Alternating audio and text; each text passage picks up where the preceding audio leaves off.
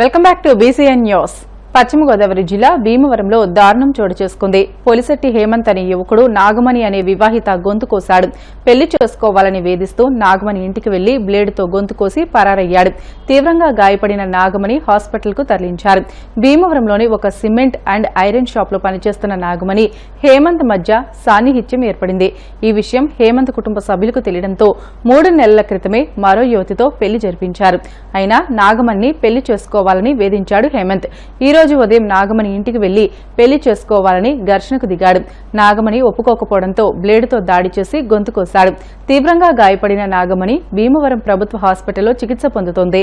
ఈ ఘటనకు పాల్పడిన హేమంత్ ను అరెస్ట్ చేసినట్లు భీమవరం డీఎస్పీ ఆర్జీ జయసూర్య తెలియజేశారు. ఘటనకు సంబంధించిన కేసు వివరాలను ఆయన మీడియాకు వెల్లడించారు. మధ్యాహ్నం సుమారు 1 గంట సమయంలో మనకి భీమవరం గవర్నమెంట్ హాస్పిటల్ నుంచి ఒక అమ్మాయి మన హాస్పిటల్ ఇంటిమేషన్ వచ్చింది. దాని సారాంశం ఏంటంటే, ఒక అమ్మాయి మెడ మీద ఎవరో గొంతు కోసారని, అలాగే అమ్మాయి ప్రమాదకర పరిస్థితుల్లో ఉందని ఆ ఇంటిమేషన్ వస్తే ఇమీడియట్ గా ఎస్ఐ గారు సిఐ గారు స్పందించి అమ్మాయికి వెళ్తుండగా, అమ్మాయి పేరు Mamidi Surya Nagamani, wife of Chandrasekhararao, age 30 years, తూర్పు కాపు అన్న వేణుగోపాల స్వామి గుడి భీమవరం అంటాం అని తెలిసింది. కనుకుంటూ ఈ అమ్మాయి ఇంతకు ముందు మన నాచువారి సెంటర్ లో ఉన్న అయ్యప్ప సిమెంట్ ఏజెన్సీలో ఈ అమ్మాయి పనిచేసింది. అప్పుడు పనిచేసినప్పుడు కూడా ఈ ముద్దాయి పోలిశెట్టి హేమంత్ అనే అతను కూడా పనిచేసేవాడు. అప్పట్లో ఇద్దరు కూడా చనువుగా ఉండేవారు. ఆ చనువుని అతను అడ్వాంటేజ్ గా తీసుకుని ఆ అమ్మాయిని నేను ప్రేమిస్తున్నానని ఇలాగా వెంటపడితే, అమ్మాయి ఈ మధ్యకాలం 1 month బ్యాక్ దీనిలో విధుల నుంచి మానేసి ఇంట్లోనే ఉంటుంది. సరే అతను పాత పరిచయాన్ని పురస్కరించుకుని ఇంటికి వస్తుంటే అమ్మాయి రిజిస్టర్ చేయడం మొదలుపెట్టింది. రావాలని రిజిస్టర్ చేసుకుంటే ఈ మధ్య కాలంలో ఈ ఎవరో హేమంత్గా 3 నెలల క్రితం ఇతను కూడా వివాహం అయింది. అతను కూడా వివాహం చేసుకున్నాడు. అయినా సరే ఈ అమ్మాయి వెంట పడుతూనే ఉన్నాడు. నిన్న మధ్యాహ్నం సుమారు 12:10 ఈ హేమంత్ ఈ నాగమణి ఇంటికి వెళ్ళి నన్ను పెళ్లి చేసుకొని బలవంతం చేస్తే, అమ్మాయి రిజిస్టర్ చేసరికి తన తీసుకొచ్చిన బ్లేడ్తో అమ్మాయి ఈ మెడ మీద లెఫ్ట్ సైడ్ సూపర్ బ్లేడ్తో కొంచెం ఇలా గట్టిగా అనేసరికి సూపర్ఫిషియల్ ఇంజరీస్ జరిగి ఒక 2 కుట్లు పడినాయి. వెంటనే అమ్మాయిని హాస్పిటల్కి వచ్చే ట్రీట్మెంట్ చేసుకుంటే అమ్మాయి statement 301 IPC case registration attempt మాట. ఈ కేసును ఇమీడియట్ గా మన ఎస్పీ యజ్ఞానజ్మి గారు డైరెక్ట్ గా సూపర్వైజ్ చేశారు. అలాగే మన సిఏ గారు, మన నాగరాజు, కిరణ్ అందరూ కలిపి 24 hours లో అక్యూజ్డ్ ని అరెస్ట్ చేయడం జరిగింది.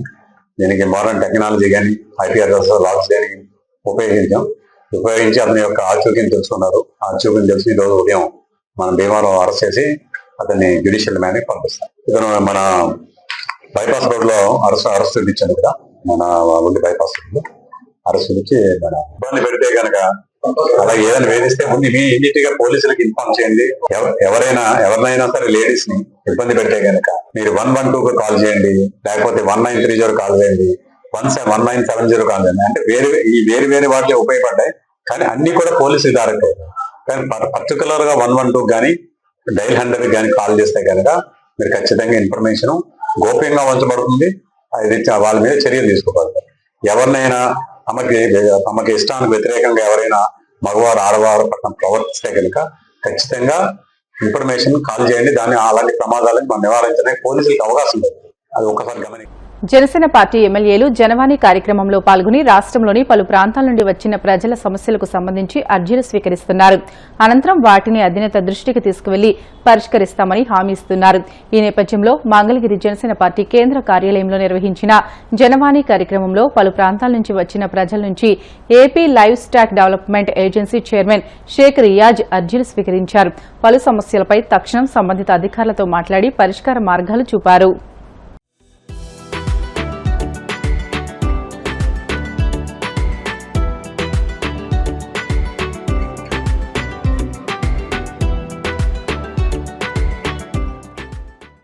తెలంగాణలో కాంగ్రెస్ ప్రభుత్వం ఇచ్చిన 6 గ్యారంటీల అమలు తీరు, మహిళలకు చేసిన వాగ్దానాలపై చర్చించేందుకు అసెంబ్లీ సమావేశాలు ఏర్పాటు చేయాలని ముఖ్యమంత్రి రేవంత్ రెడ్డికి ఎమ్మెల్సీ తెలంగాణ జాగృతి అధ్యక్షురాలు కల్వకుంట్ల కవిత సవాల్ విసిరారు. ఇదే సమయంలో పెన్షన్ల పెంపుదల వంటి హామీలను నెరవేర్చాలని కోరుతూ ఏఐసీసీ అగ్రనేత సోనియా గాంధీకి పోస్టు కార్డులు పంపే ఉద్యమానికి ఆమె శ్రీకారం చుట్టారు.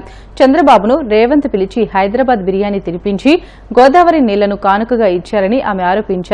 రేవంత్ రెడ్డికి అబద్దాలు చెప్పడం పరిపాటిగా మారిందని 2016లో పోలవరం, బనకచర్ల అంశమే లేదని ఆమె వ్యాఖ్యానించారు. కేసీఆర్ కలలో కూడా తెలంగాణకు నష్టం తలపెట్టారని కవిత స్పష్టం చేశారు. తెలంగాణలో కాంగ్రెస్ ప్రభుత్వం ఏర్పడి 18 నెలలు కావస్తా ఉన్నది. ఈ 18 నెలల్లో ఏదైతే మీరు వాగ్దానాలు చేశారో, ముఖ్యంగా వృద్ధులకు 2000 ఉన్న పెన్షన్ 4000 చేస్తామన్నారు. వికలాంగులకు 4000 ఉన్న పెన్షన్ 6000 చేస్తామని చెప్పిండ్రు. మహిళలందరికీ కూడా నెలకు 2500 రూపాయలు ఇస్తామని చెప్పిండ్రు. ఇట్లా మీరు అనేకమైనటువంటి వాగ్దానాలు చేసిండ్రు. కానీ 18 నెలలు అవుతున్నా కూడా ఆ వాగ్దానాలు పూర్తి చేసే దిశగా మీరు ఆలోచన చేస్తలేరు. కాంగ్రెస్ ప్రభుత్వాన్ని వాళ్ళు నేను డిమాండ్ చేసేది ఒకటే, మేము ఇవాళ తెలంగాణ ప్రజలు, ముఖ్యంగా తెలంగాణ మహిళలు, సోనియా గాంధీ గారు గ్యారంటీ కార్డులు సంతకం పెట్టి ఇంటింటికి పంచిండ్రు, పేపర్లలో వేసిండ్రు, ఫ్రంట్ పేజీలలో అడ్వర్టైజ్మెంట్లు వేసిరు. అవి చూసి సోనియా గాంధీ గారి ముఖం చూసి నమ్మి కాంగ్రెస్ కి అధికారం ఇచ్చిండ్రు. ఇస్తే మరి మీ కోటేసినటువంటి మహిళలు మీరు మోసం చేసిరు, మీ కోటేసినటువంటి వృద్ధులను మీరు మోసం చేసిరు, మీకు ఓటు వేసినటువంటి వికలాంగులను మీరు మోసం చేసిరు. అందుకే ఇవాళ మేము వేల సంఖ్యలో పోస్ట్ కార్డులు తీసుకొని సోనియా గాంధీ గారికి మరి మేము పంపించడం జరుగుతూ ఉన్నది. దీంట్లో మేము ఒకటే రాసినాం, అమ్మ సోనియమ్మ, మీరు మీ రేవంత్ రెడ్డి గారిని, మీ ముఖ్యమంత్రిని ఆదేశించండి, తక్షణమే మాకు పెన్షన్లు ఇప్పించండి అని చెప్పి సోనియా గాంధీ గారికి రిక్వెస్ట్ చేసినాం.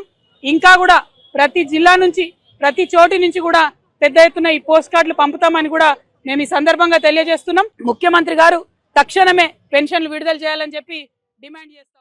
వార్తలు ముగించే ముందు ముఖ్యాంశాలు మరొకసారి.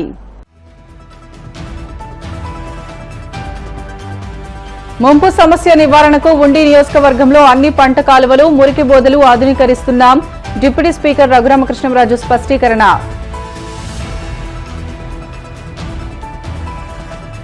ఎమర్జెన్సీ రోజునే జగన్ విధ్వంస పాలన మొదలుపెట్టారన్న హోంమంత్రి అనిత. 2019 జూన్ 25నే ప్రజావేదిక కూల్చేశారని వెల్లడి. హామీల అమలుపై కూటమి నేతల చొక్కా పట్టుకునేందుకు జనం సిద్ధం ఉన్నారన్న వైసీపీ నేత సతీష్ రెడ్డి. రాయలసీమ కోసం చంద్రబాబు ఏనాడు ఆలోచించలేదని వ్యాఖ్య. భీమవరంలో వివాహిత గొంతు కోసి గాయపరిచిన నిందితుడిని అదుపులోకి తీసుకున్న పోలీసులు. కేసు వివరాలను మీడియాకు వెల్లడించిన డీఎస్పీ జయసూర్య. ఇవి ఇప్పటి వరకు బులెటిన్లోని అప్డేట్స్. మరిన్ని వార్తల కోసం BCN digital YouTube channel, Facebook పేజీని ఫాలో అవ్వండి. అప్డేట్ వార్తల కోసం ప్లీజ్ డూ సబ్స్క్రైబ్.